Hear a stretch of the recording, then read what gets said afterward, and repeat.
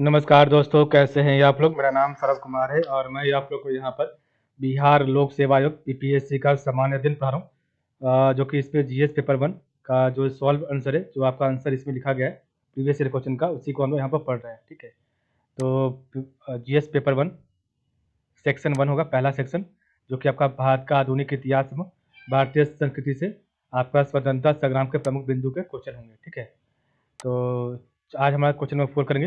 ठीक है, जो कि आपका स्वतंत्रता संग्राम के प्रमुख बिंदु का क्वेश्चन नंबर 4, 28 नंबर।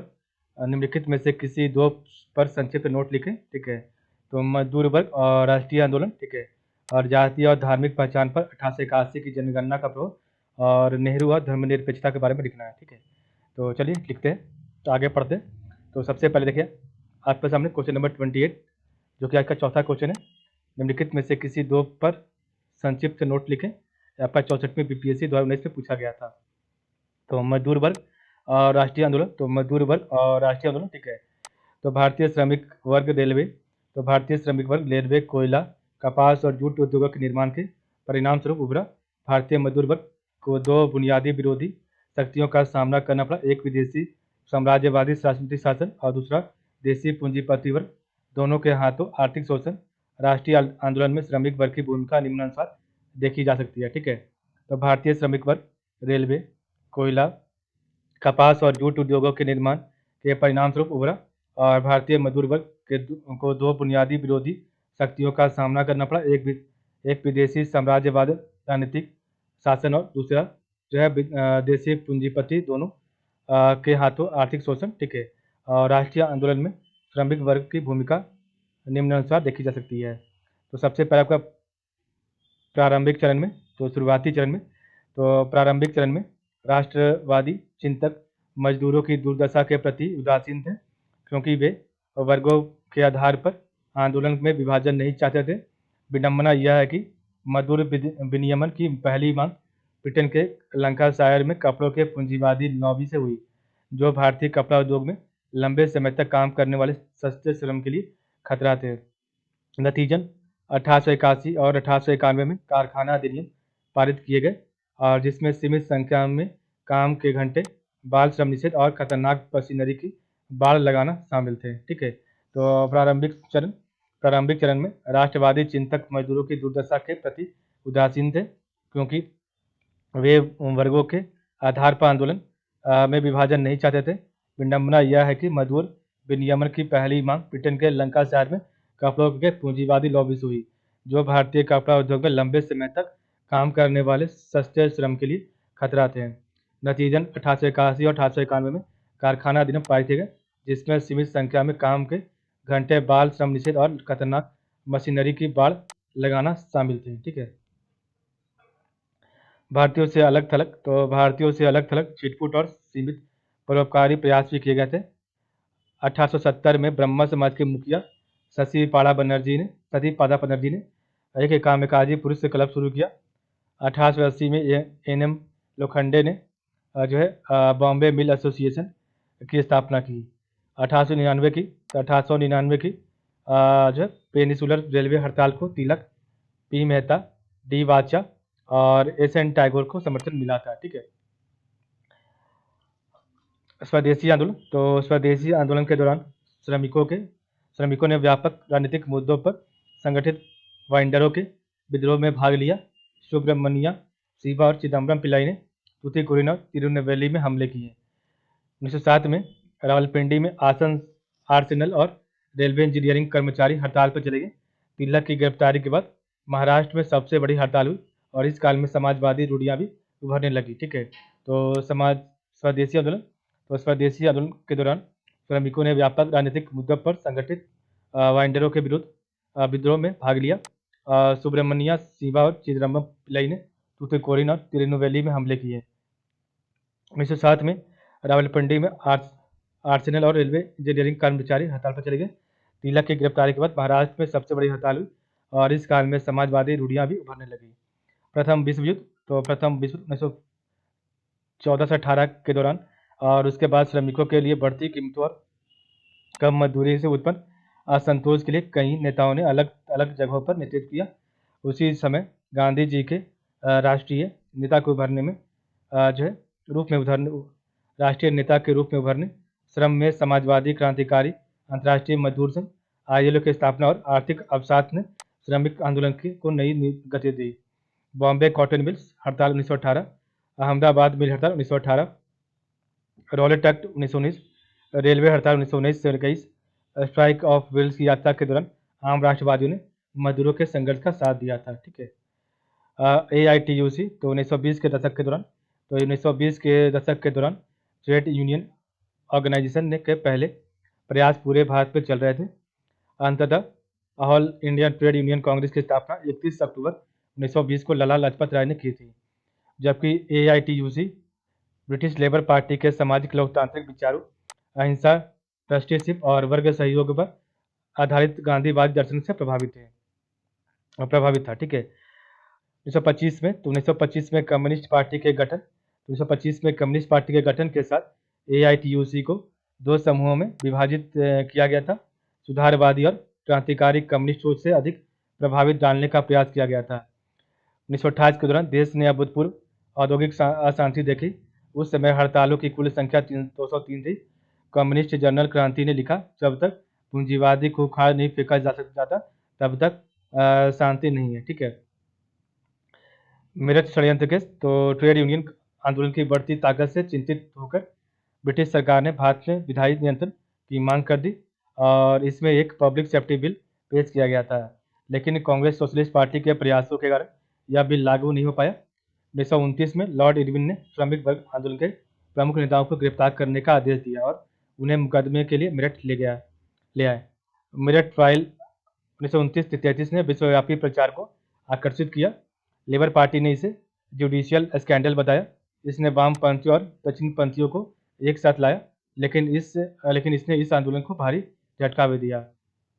सविनय अवज्ञा आंदोलन, तो सविनय अवज्ञा आंदोलन 1930-34 के दौरान ब्रिटिश सरकार ने सविनय अवज्ञा आंदोलन को दबाने के लिए बड़े पैमाने पर दमन का सहारा लिया। फिर भी 1937 में 6 प्रांतों में कांग्रेस के मंत्रियों का गठन हुआ, जिसके परिणाम स्वरूप 1938 तक ट्रेड यूनियनों को संख्या बढ़कर 296 हो गई। श्रमिकों के प्रति मंत्रियों के सहानुभूतिपूर्ण रवैये से बॉम्बे औद्योगिक विवाद अधिनियम 1938 का गठन किया गया। इसी प्रकार Bombay shop assistant act 1939, Bengal maternity act 1939 का प्रावधान मजदूरों के हित में लाया गया। ठीक है। तो सविनय अवज्ञा आंदोलन 1930-34 के दौरान ब्रिटिश सरकार ने सविनय अवज्ञा आंदोलन को दबाने के लिए बड़े पैमाने पर दमन का सहारा लिया। फिर भी 1937 में 6 प्रांतों में कांग्रेस के मंत्रियों का गठन हुआ, जिसके परिणाम स्वरूप 1938 तक ट्रेड यूनियनों की संख्या बढ़कर 296 हो गई। श्रमिकों के प्रति मंत्रियों के सहानुभूतिपूर्ण रवैये से बॉम्बे औद्योगिक विवाद अधिनियम 1938 का गठन किया गया और इसी प्रकार Bombay shop assistant act 1939, Bengal maternity act 1939 का प्रावधान मजदूरों के हित में लाया गया। द्वितीय विश्व युद्ध, तो यह हर तरफ बढ़ती कीमतों का एक और दौर लेकर आया। मजदूरी के मामले में पिछड़ गया। ठीक है। 1940 में AITUC all India trade union Congress ने साम्राज्यवाद या फासीवाद के खिलाफ किसी भी तरह की सहानुभूति को ठुकराते हुए एक संकल्प अपनाया, लेकिन रूस के नाजी जर्मनी के खिलाफ सहयोगी बनने के बाद कम्युनिस्ट पार्टी ने भारत छोड़ो आंदोलन से खुद को अलग कर लिया। लेकिन कम्युनिस्ट प्रभाव के तहत AITUC के एक धड़े ने भी सरकार समर्थक रुख दिखाया। इसके बावजूद देश भर में व्यापक रूप से हड़ताल हुई, यहाँ तक कि बंदरगाहों भी इसके जद में आ गई। इस हड़ताल के समर्थन में टाटा स्टील प्लांट की हड़ताल, अहमदाबाद की कपड़ा मिल हड़ताल, बॉम्बे डॉक की हड़ताल, पोस्ट टेलीग्राफ की हड़ताल आदि भी शामिल है। इस प्रकार हम देखते हैं कि श्रमिक वर्ग ने राष्ट्रीय आंदोलन में बहुत योगदान दिया। इस श्रमिकों ने भारतीय लोगों के अन्य वर्गों के साथ इस स्वतंत्रता को उनके दुखों को समाप्त करने और अपने सम्मानजनक जीवन की शुरुआत के रूप में देखा। ठीक है। नेक्स्ट आपका जाति और धार्मिक पहचान पर 1881 की जनगणना का प्रभाव। ठीक है। तो जाति और धार्मिक पहचान पर 1881 की जनगणना का प्रभाव क्या था। ठीक है। तो आपका जो है इसी का हम लोग आंसर पढ़े सेकंड पार्ट। ठीक है। निम्नलिखित में से किसी दो पर संक्षिप्त लिखें। तो पहले पर हमने पढ़ लिया, अब हम सेकंड पार्ट पर पढ़ेंगे। ठीक है। सेकंड, तो जाति और धार्मिक पहचान पर 1881 की जनगणना का प्रभाव क्या था? तो जनगणना देश के लोगों की एक आधिकारिक गणना और अन्य चीज़ों के बीच आर्थिक, सामाजिक, धार्मिक, लैंगिक और साक्षरता से संबंधित आंकड़ों का एक सांख्यिकी संकलन है। भारत में पहली जनगणना हालांकि सीमित रूपों में 1872 में की गई थी, ठीक है। उसके बाद पहली पूर्ण एवं आधिकारिक जनगणना 1882 में गवर्नर जनरल रिपन के कार्यकाल के दौरान हुई थी। विलियम चीजेल प्लोडेन, WC प्लोडेन 1882 की जनगणना आयुक्त थे और यह 4 खंडों में प्रकाशित किया गया था। इसमें क्षेत्र, घनत्व, धर्म, लिंग अनुपात, विवाह, आयु, भाषा, साक्षरता, शहरी ग्रामीण आबादी, प्रवासन, विकलांग व्यक्तियों, जाति और व्यवसाय आदि पर एक विस्तृत डेटा शामिल किया गया था। कुल मिलाकर कहे तो यह वर्तमान भारत की आधुनिक जनगणना का मूल आधार है, ठीक है, जिसका अनुसरण आज भी किया जाता है। जबकि ब्रिटेन में 20वीं शताब्दी के अंत में धर्म आधारित जनगणना शुरू हुई और भारत की पहली जनगणना में गणना के लिए अंग्रेजों ने धर्म को भी शामिल किया। वर्तमान भारत के लोगों की जाति और धार्मिक पहचान पर 1881 के बाद 1931 की जनगणना का राजनीतिक और सामाजिक रूप से गहरा प्रभाव अनेक संदर्भों में देखने को मिलता है। तो पहला, धार्मिक पहचान पर प्रभाव। तो आपका धार्मिक पहचान पर क्या प्रभाव पड़ा उसको पढ़ते हैं, ठीक है। तो हालांकि भारतीय समाज में धार्मिक मतभेद प्राचीन काल से ही बने हुए थे, फिर भी इसे भारत में अंग्रेजों के आगमन से पहले कभी भी निर्धारित और मापा नहीं गया था। ब्रिटिश काल से पहले धार्मिक और सांप्रदायिक पहचान के बारे में एक सामाजिक अज्ञानता थी। धार्मिक समूहों को यह नहीं पता था कि यह कितनी दूर तक बढ़ा है, संख्या में इसकी ताकत क्या है, ठीक है। इसलिए लोगों में इसके प्रति कम सटीक और कम आक्रामक आत्मजागरूकता था, ठीक है। उपनिवेशवाद ने जनगणना के माध्यम से सामाजिक अज्ञानता की इस आनंदमय स्थिति को पूरी तरह बदल दिया। धार्मिक बहुलता या अल्पसंख्यक की अवधारणा 1881 की जनगणना से ही आई है और जिसने भारतीय समाज को सांप्रदायिक रेखाओं के साथ विभाजित किया। यहाँ तक कि 1881 की जनगणना ने हिंदू समुदाय को विभाजित करने के साथ साथ शैव और वैष्णव जैसे उप संप्रदाय में भी विभेद कर दिया। जनगणना के आंकड़ों ने धार्मिक समुदायों के आधार पर भौगोलिक वितरण की भी पहचान कराई। 1905 में बंगाल का विभाजन धार्मिक घृणा फैलाने के लिए जनगणना डेटा के उपयोग के ऐसे उदाहरणों में से एक था। इसी तरह 1909 के मॉर्ले मिंटो सुधार द्वारा हिंदुओं और मुसलमानों के लिए अलग अलग निर्वाचकों का आरक्षण भी समान डेटा पर आधारित था, जिसकी नींव 1881 की जनगणना द्वारा रखी गई थी। इसके अलावा आरक्षण प्रणाली सहित धार्मिक संप्रदायवाद और बाद की साम्राज्यवादी नीतियों भी इस पर आधारित थी। धार्मिक जनगणना के आंकड़ों। तो धार्मिक जनगणना के आंकड़ों के विभिन्न धार्मिक समुदाय की जनसंख्या के आकार और वृद्धि पर एक सांप्रदायिक बहस को जन्म दे दिया और इससे बड़े क्षुब्ध होकर 1909 में UN मुखर्जी ने एक पत्र लिखा है।